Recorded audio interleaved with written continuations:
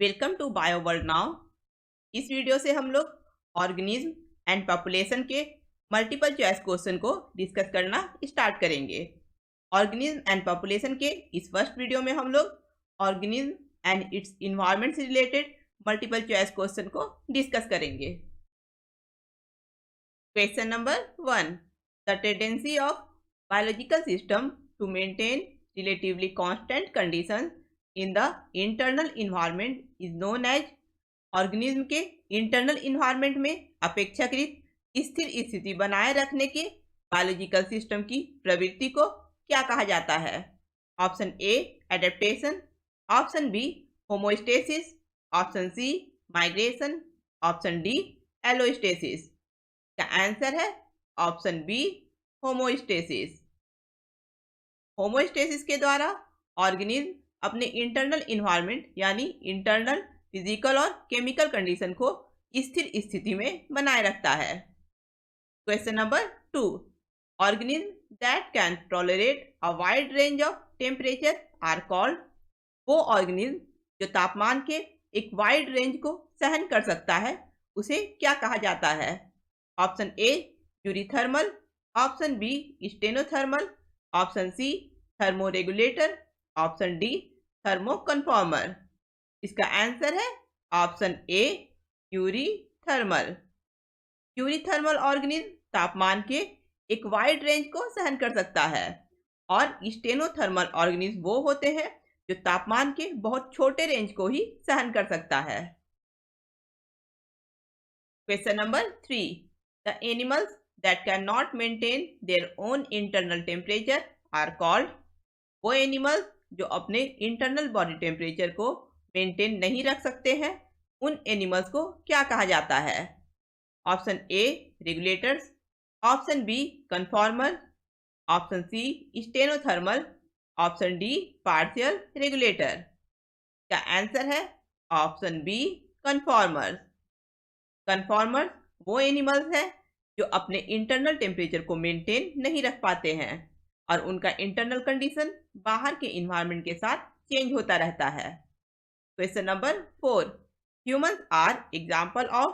Humans इनमें से किसका एग्जाम्पल है? Option A regulators, option B partial regulators, option C conformers, option D none of these. इसका answer है option A regulators. Humans regulators होते हैं यानी एक्सटर्नल कंडीशन चेंज होने पर भी ये अपने इंटरनल कंडीशन जैसे बॉडी टेम्परेचर को स्थिर बनाए रखता है। Question number 5, choose the correct match. यहाँ सही मैच चूज करना है। एक साइड में लिखा है रेगुलेटर्स, कन्फॉर्मर्स और पार्शियल रेगुलेटर्स और दूसरे साइड में ऑर्गेनिज्म का नाम है हमिंग बर्ड्स, ग्राउंड स्क्वायरल और ह्यूमंस। रेगुलेटर्स उन ऑर्गेनिज्म को कहते हैं जो एक्सटर्नल इन्वायरमेंटल कंडीशन चेंज होने पर भी अपने इंटरनल बॉडी टेम्परेचर को स्थिर बनाए रखता है। रेगुलेटर का सही मैच है ह्यूमंस। ह्यूमंस रेगुलेटर्स होते हैं इसलिए ह्यूमन बाहर के टेम्परेचर चेंज होने पर भी अपने बॉडी टेम्परेचर को स्थिर बनाए रखता है। कन्फॉर्मर उन ऑर्गेनिज्म को कहते हैं जो अपने इंटरनल बॉडी टेम्परेचर को मेंटेन नहीं रख पाता है और उनका इंटरनल कंडीशन बाहर के इन्वायरमेंट के साथ चेंज होता रहता है। कन्फॉर्मर का सही मैच है हमिंग बर्ड्स यानी हमिंग बर्ड्स कन्फॉर्मर होते हैं। क्योंकि ये 2 मैच हो गया है और लास्ट बचा है पार्शियल रेगुलेटर, तो पार्शियल रेगुलेटर का सही मैच होगा ग्राउंड स्क्वायरल। पार्शियल रेगुलेटर उन ऑर्गेनिज्म को कहते हैं जो अपने इंटरनल बॉडी टेम्परेचर को एक निश्चित सीमा तक ही नियंत्रित रख पाते हैं लेकिन एक्सटर्नल इन्वायरमेंटल कंडीशन के एक लिमिटेड रेंज यानी सीमित सीमा के पार जाने पर वे कन्फॉर्मर की तरह व्यवहार करते हैं यानी एक लिमिट के बाद ये अपने बॉडी टेम्परेचर को मेंटेन नहीं रख पाते हैं। पार्शियल रेगुलेटर का एग्जाम्पल है ground squirrel.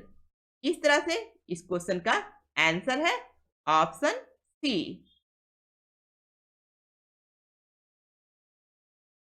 Question number 6, given diagram represent the response of organism to abiotic factors। नीचे दिया हुआ डायग्राम एबायोटिक फैक्टर्स के प्रति ऑर्गेनिज्म की प्रतिक्रिया को रिप्रेजेंट कर रहा है। Choose the correct option. यहाँ हम लोगों को ऑर्गेनिज्म 1, ऑर्गेनिज्म 2 और ऑर्गेनिज्म 3 को आइडेंटिफाई करना है। यानी इस डायग्राम से हमें पता लगाना है कि कौन कॉन्फॉर्मर है, कौन रेगुलेटर है और कौन पार्शियल रेगुलेटर है। यहाँ ग्राफ 1 में ऑर्गेनिज्म का रिस्पॉन्स एक्सटर्नल लेवल यानी एबायोटिक फैक्टर के साथ चेंज हो रहा है, इसलिए ग्राफ 1 कॉन्फॉर्मर है, क्योंकि कॉन्फॉर्मर का इंटरनल टेम्परेचर बाहर के इन्वायरमेंट के साथ चेंज होता रहता है। ग्राफ 2 में ऑर्गेनिज्म का रिस्पॉन्स एक्सटर्नल लेवल यानी एबायोटिक फैक्टर के साथ चेंज नहीं हो रहा है, इसलिए ग्राफ 2 रेगुलेटर है, क्योंकि रेगुलेटर एक्सटर्नल इन्वायरमेंटल कंडीशन के चेंज होने पर भी अपने इंटरनल बॉडी टेम्परेचर को स्थिर बनाए रखता है। ग्राफ 3 में ऑर्गेनिज्म का रिस्पॉन्स एक्सटर्नल लेवल के चेंज होने पर एक लिमिट तक चेंज हो रहा है, लेकिन एक लिमिट के बाद ऑर्गेनिज्म का रिस्पॉन्स एक्सटर्नल फैक्टर के साथ चेंज नहीं हो रहा है, इसलिए ग्राफ 3 पार्शियल रेगुलेटर है। इसलिए इस क्वेश्चन का आंसर है ऑप्शन सी। ग्राफ 1 कॉन्फॉर्मर है, ग्राफ 2 रेगुलेटर्स है और ग्राफ 3 पार्शियल रेगुलेटर्स है।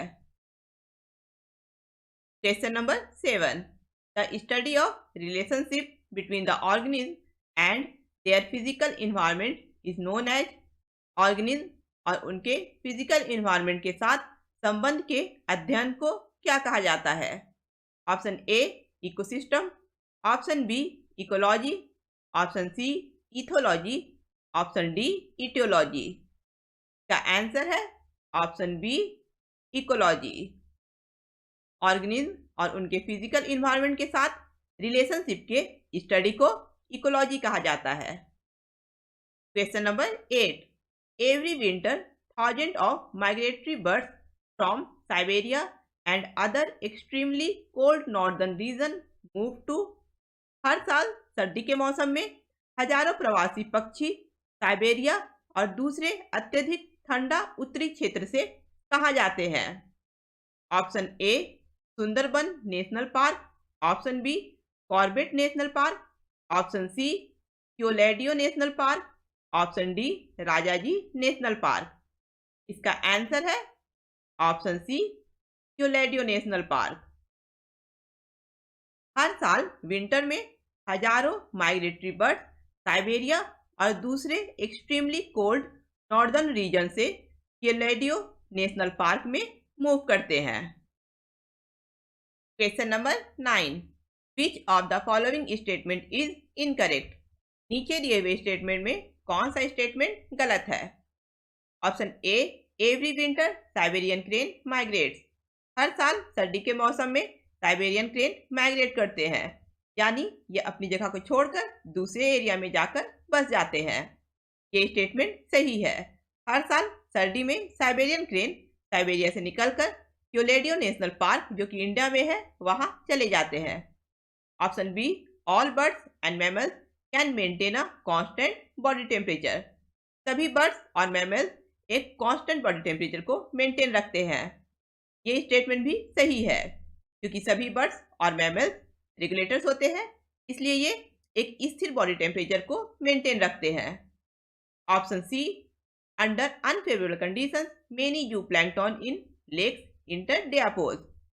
अनफेवरेबल कंडीशन में झील में मौजूद बहुत से जू प्लैंकटन डियापोज में इंटर हो जाते हैं।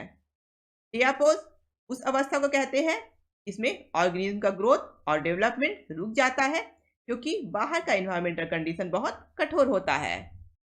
ये स्टेटमेंट सही है। अगर इन्वायरमेंटल कंडीशन अनफेवरेबल यानी प्रतिकूल रहेगा तो झील में जू प्लैंकटन डियापोज में इंटर हो जाएगा, यानी उसका ग्रोथ और डेवलपमेंट तब तक रुका रहेगा जब तक इन्वायरमेंटल कंडीशन फेवरेबल नहीं होगा। Option D the desert lizard can maintain a constant body temperature. Desert lizard एक कांस्टेंट बॉडी टेम्परेचर मेंटेन रख सकता है। ये स्टेटमेंट गलत है। डेजर्ट लिजार्ड कॉन्फॉर्मर होते हैं, यानी इनका बॉडी टेम्परेचर बाहर के टेम्परेचर के साथ में चेंज होता रहता है। क्योंकि हम लोगों को गलत स्टेटमेंट चूज करना है और ऑप्शन डी का स्टेटमेंट गलत है, इसलिए इस क्वेश्चन का आंसर है ऑप्शन डी।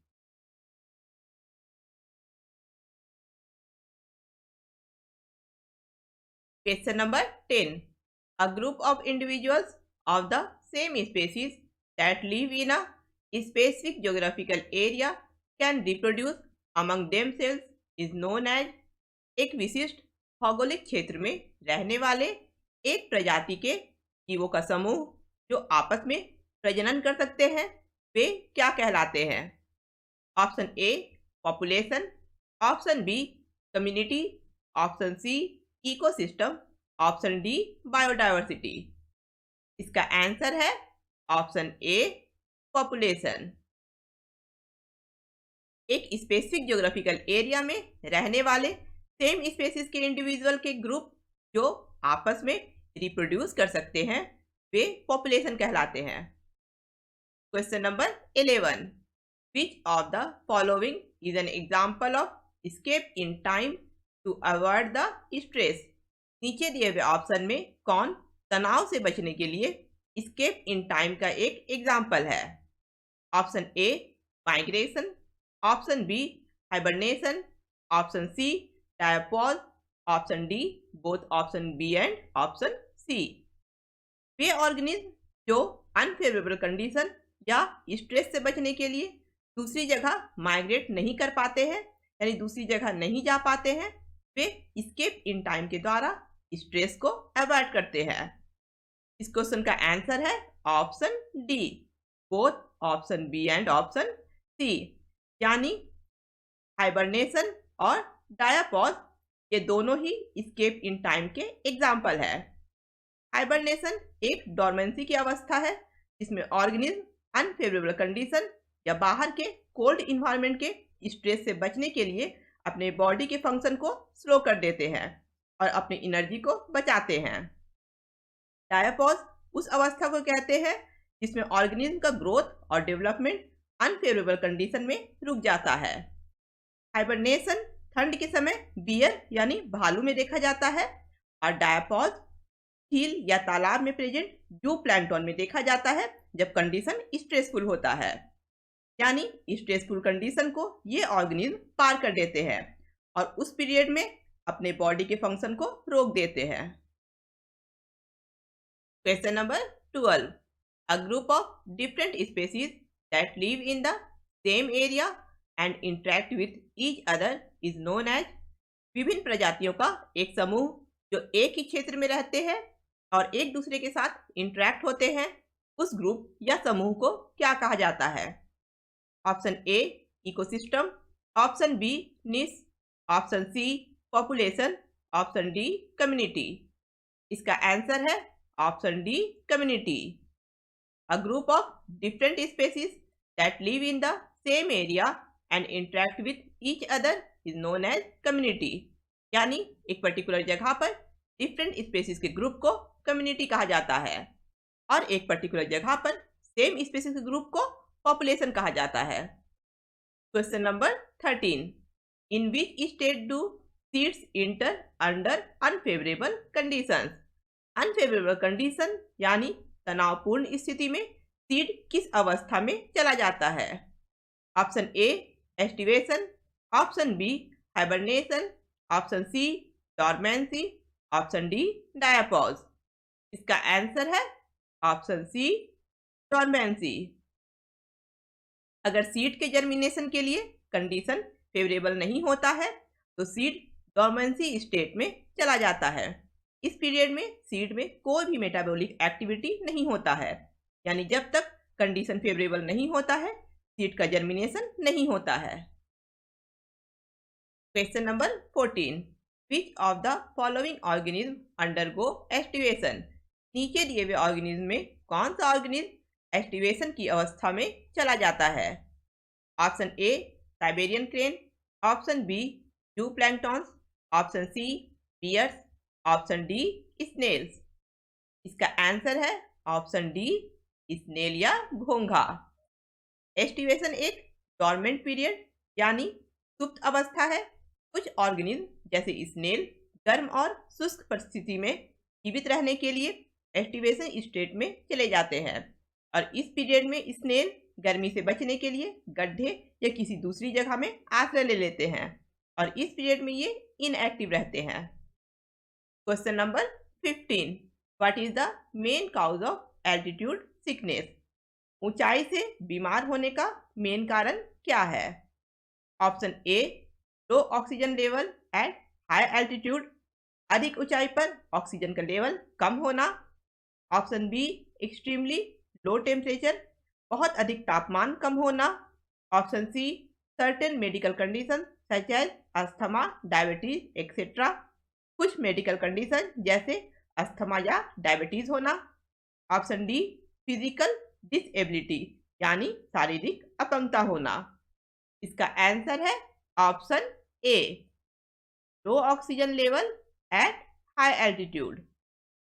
अधिक ऊंचाई पर ऑक्सीजन लेवल कम होता है, इसलिए एल्टीट्यूड सिकनेस होता है। Question number 16, how does the body compensate for the low oxygen availability in altitude sickness? Altitude sickness में शरीर ऑक्सीजन की कम उपलब्धता की भरपाई कैसे करता है? Option A, decreasing the binding affinity of haemoglobin, haemoglobin के बाइंडिंग एफिनिटी को कम करने से। Option B, increasing breathing rate, सांस लेने की गति तेज करने से। Option C, increasing the production of red blood cells, red blood cell के उत्पादन को बढ़ाने से। Option D, all of the above यानी ऊपर दिए हुए सभी तरीकों से। इसका आंसर है option D, all of the above यानी ऊपर दिए हुए सभी तरीकों से एल्टीट्यूड सिकनेस में शरीर ऑक्सीजन की कमी की भरपाई कर सकता है। अगर हेमोग्लोबिन का बाइंडिंग एफिनिटी कम होगा तो हेमोग्लोबिन अधिक ऑक्सीजन रिलीज करेगा, इसके कारण उस टिश्यू को अधिक ऑक्सीजन मिलता है जहां ऑक्सीजन की कमी होती है। ब्रीदिंग रेट बढ़ाने से टिश्यू में ऑक्सीजनेटेड ब्लड जल्दी पहुंचता है और रेड ब्लड सेल के उत्पादन को बढ़ाने से रेड ब्लड सेल अधिक ऑक्सीजन बॉडी में कैरी करता है। इस तरह से इन तीनों तरीकों से एल्टीट्यूड सिकनेस में शरीर ऑक्सीजन की कम उपलब्धता की भरपाई कर सकता है। Question number 17, how does desert lizard manage to keep their body temperature fairly constant? Desert lizard अपने शरीर के तापमान को स्थिर कैसे बनाए रखता है? Option A, physiological adaptation. Option B, behavioural adaptation. Option C, morphological adaptation. Option D, all of these. इसका आंसर है option B, behavioural adaptation. Behavioural adaptation का मतलब होता है किसी ऑर्गेनिज्म के व्यवहार में बदलाव होना, जो ऑर्गेनिज्म को अपने वातावरण के साथ पनपने और जीवित रहने में मदद करता है। डेजर्ट लिजार्ड अपने शरीर के तापमान को स्थिर बनाए रखने के लिए अपने व्यवहार में कुछ बदलाव करता है। जैसे ठंड से बचने के लिए डेजर्ट लिजार्ड अपने शरीर को धूप में सेकता है और गर्मी एब्जॉर्ब करता है, और बहुत अधिक गर्मी से बचने के लिए किसी छायादार जगह में चला जाता है। इस तरह से डेजर्ट लिजार्ड बिहेवियरल एडेप्टेशन के द्वारा अपने बॉडी टेम्परेचर को कांस्टेंट बनाए रखता है। Question number 18, choose the correct match. यहाँ सही मैच चूज करना है। यहाँ एक साइड में ऑर्गेनिज्म का नाम लिखा है, kangaroo rat, polar bear, seals और डेजर्ट प्लांट, और दूसरे साइड में ऑर्गेनिज्म से रिलेटेड स्ट्रक्चर और फंक्शन दिया हुआ है जिसके द्वारा ऑर्गेनिज्म एक्सट्रीम इन्वायरमेंट में सर्वाइव करता है। Shorter years and limbs, camp, internal fat oxidation और ब्लबर। हम लोगों को मैच करना है कि एक्सट्रीम इन्वायरमेंट में रहने के लिए किस ऑर्गेनिज्म में कौन सा एडेप्टेशन होता है। इसका सही मैच है ऑप्शन डी, यानी कंगारू रैट में इंटरनल फैट ऑक्सीडेशन होता है, जो कंगारू रैट को पानी पिए बिना रेगिस्तान में रहने में मदद करता है। इंटरनल फैट ऑक्सीडेशन के द्वारा कंगारू रैट के बॉडी में फैट का ब्रेकडाउन होता है। फैट के इस ब्रेकडाउन में पानी एक बाय प्रोडक्ट के रूप में प्रोड्यूस होता है, और इस तरह से कंगारू रैट रेगिस्तान में पानी की कमी को पूरा करता है। पोलर बियर के ईयर्स और लिम्स छोटे होते हैं, क्योंकि छोटे ईयर्स और लिम्स के कारण पोलर बियर अपने शरीर की गर्मी को बचा कर रखता है। इसके कारण ये ठंड में जीवित रह पाता है। सील्स में ब्लबर्स होता है। सील्स के शरीर के चारों ओर फैट का एक मोटा लेयर होता है जिसे ब्लबर कहते हैं। ये ब्लबर सील्स में और दूसरे मरीन मैमल्स में एनर्जी को स्टोर करता है और शरीर को गर्म रखता है। डेजर्ट प्लांट में कैम होता है। कैम यानी क्रैसुलेशियन एसिड मेटाबॉलिज्म। कैम एक फोटोसिंथेटिक प्रोसेस है जिसके द्वारा डेजर्ट प्लांट अपने वाटर के लॉस को कम करता है। इस प्रोसेस में डेजर्ट प्लांट वाटर के लॉस को कम करने के लिए स्टोमेटा को दिन में बंद रखता है और रात के समय जब टेम्परेचर कम होता है तो स्टोमेटा को खोलता है। इसलिए कार्बन डाइऑक्साइड रात के समय स्टोमेटा से होकर प्लांट बॉडी में इंटर होता है। कैम के इस पूरे प्रोसेस को आप लोग मेरे फोटोसिंथेसिस की वीडियो में जाकर देख सकते हैं। नेक्स्ट वीडियो में हम लोग इस चैप्टर से रिलेटेड कुछ और मल्टीपल चॉइस क्वेश्चन को डिस्कस करेंगे। अगर आप लोगों को ये वीडियो पसंद आया है तो इसे लाइक करें, अपने फ्रेंड्स के साथ इस वीडियो को शेयर करें और मेरे चैनल को सब्सक्राइब करें।